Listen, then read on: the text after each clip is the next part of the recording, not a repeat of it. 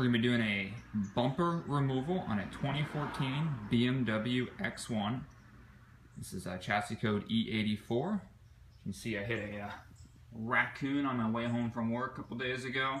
So I'm going to replace those pieces down there, which I picked up straight from the BMW dealership. It does help to have the front of the car lifted. We are going to be having to replace some rivets, and it'll help us to turn the wheels and also give us a little bit more room to work underneath the car. We're going to remove these 4 torx screws right up top. They use a Torx T30. I have it here on my impact driver because I'm a little lazy, but we're just going to undo each of those. Now these are the top bolts. They're a little bit more difficult to get to. Just enable your hand down in there. If you have a adapter or a extension that's flexible, it'll probably make life a lot easier. I just use an extensions and was able to break them loose, and I just backed them up by hand. And just to get you a better idea where those top bolts are, they're just right here in the fender well. Like I said, they are a bit of a pain to get to. I highly recommend you get a flexible socket adapter extension. Alright, next we're going to go down beneath the bumper. There should be a handful of bolts here, about 5 of them. I believe that we're going to remove. They're 8mm. It's the same as we are up in the under the hood compartment. I'm just going to use my impact here with an 8mm, and I'm just going to power those out real quick. Real simple to do. Make sure when you're doing this step you watch out for raccoon hair.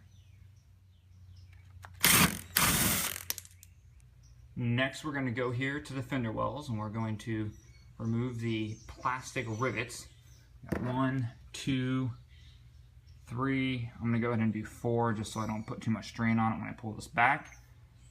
I'm just using an interior trim piece remover, but you can use scissors or a screwdriver. I'm basically just working it under there and popping the top off. I'm going to take my small screwdriver and just pop the piece in. These aren't reusable, so you want to make sure you pick up your set of replacements. I picked mine up straight from BMW, or you can use some Harbor Freight ones. I prefer to use the BMW ones. I feel like it'd be a little bit better fit, but it's your choice. Harbor Freight's definitely a lot cheaper. These were about $10 for a pack of 10 of them, and that should be plenty for what we need. Alright, once you pull the rivets out, the trim actually just pops off. Little clips right there. Easier to do two-handed. I actually ended up doing 1 more rivet there so I could pull it back far enough, but it'll be really difficult to see. But up in there, there's 1 more bolt you have to pull out. And actually, I'll show you. I took off the other wheel well, so I can show you that bolt will be. See if we can get it up in there, right up in there. And you remove that, and that will allow us to pull the bumper off. Now, once we remove that bolt, the bumper pops out sideways. A lot of people get stuck right there, but it just pops out with a little bit of pressure. You can see the clips there and there. To get that final bolt out, it's a 10mm. I'm using a long extension. Like I said, you don't have to pull the wheel well out. I just did there so I could show it to you. Alright, and once we get those final clips off, the bumper just pulls forward. Make sure you have something soft to set it on. You'll notice the fog lights are still connected, so you're going to have to hold that. I need to press the clip and pull those off. That should be pretty straightforward.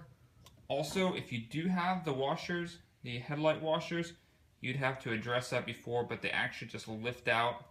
I slide a piece of tape underneath mine on my E90 and pull up the top, and you can just pop the plastic pieces off. And there you go. We have the bumper off, and you can either change your grills, you can do repairs, you can change it.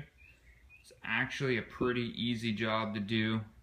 If you don't have a lot of experience with it, it might just take a little time. But in my next video, I will be showing how to use the plastic rivets and the rivet gun if you've never done that before. But thanks for watching the DIY.